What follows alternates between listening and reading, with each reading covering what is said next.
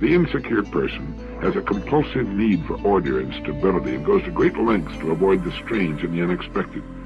The healthy person also seeks order and stability, but it is not the life or death necessity that it is for the neurotic.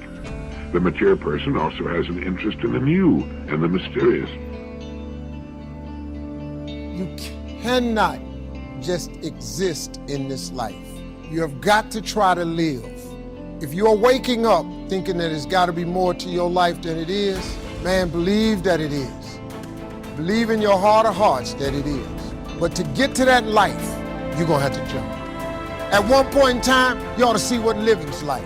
But the only way to see what living like, you got to jump. And here's the problem. Let me just be real with you. When you first jump, let me tell you something. The parachute will not open right away. I'm sorry. I wish I could tell you it did, but it don't. When you jump, it's not going to open right away. You're going to hit them rocks. You're going to get some skin tore off over the cliffs. You're going to get some cuts on you. You're going to be bleeding pretty bad. But eventually, the parachute has to open. What happens is that life, like a tornado, spins us around with all of the different obligations and belief systems, ideas, demands that the world places on us. And we get lost in it. Just like you could imagine if you got picked up by a tornado. Right? What I'm asking you to do is to learn how to step out of the tornado. And as Alice Walker said, the most common way people give up their power is by thinking they don't have any. People lose sight of the fact that we always get a choice. No matter what happens in your life, the one thing that you get to choose at all times is the meaning that you ascribe to it.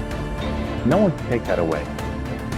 And as you begin to discover the truth of who you are, whatever challenge that you're facing in life, and if you're living, you're facing some challenge, you'll begin to know that you're powerful and that you're a miracle maker. Close the door to these destructive, limiting, defeating thoughts. But sometimes we believe them so long, they become a part of who we are.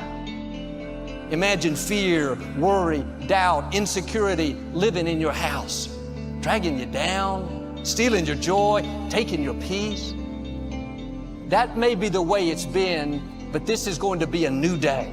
It's time to do some house cleaning. You need to evict some tenants that have been living in your mind. Would you agree that positive thinking won't let you do anything, but it will let you do everything better than negative thinking will? Positive thinking will permit you to use the qualities which you have. And when you use the qualities which you have, my friend, you can get the things in life that you really want. People resist change because of tradition.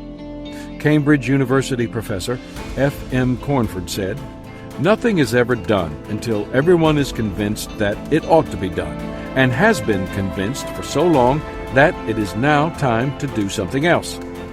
Many people cling to tradition.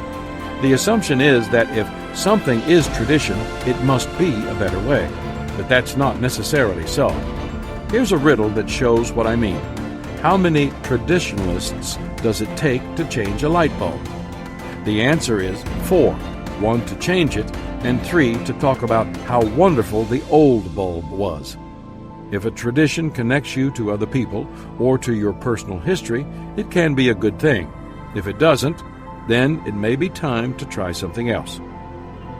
Preparation points for successful change. The keys to dealing with change successfully are having a good attitude toward it and being prepared to meet it. The following ideas can help you to do those things. 1. Change will happen whether you like it or not.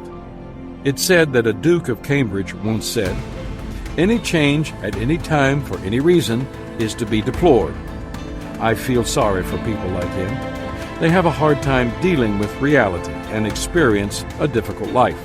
Change is unavoidable. The only thing certain about tomorrow is that it will be different from today. If you doubt that, consider this. My grandfather had a farm. My parents had a garden. And I've got a can opener. It's a different world than it was 20 years ago, and it will be different in another 20. But the good news is that the world changes so fast that you couldn't stay wrong all the time if you tried. 2. Without change, there can be no improvement. I am not a proponent of change for its own sake. That's often a characteristic of restlessness and can be a symptom of personal inner conflict. Honestly, change can represent both possible opportunities and potential losses. Even though all progress brings change, not all change brings progress. But as leadership expert Max Dupree observed, we cannot become what we need by remaining what we are. If you desire growth, then you must embrace change. General Douglas MacArthur stated, "Life is a lively process of becoming. If you haven't added to your interests within the past year, if you are thinking the same old thoughts, relating the same personal experiences, having the same predictable reactions, rigor mortis of the personality has set in. If you don't change the direction you are going, then you're likely to end up where you're heading. When you want something you've never had, then you have to do something you've never done. That means changing."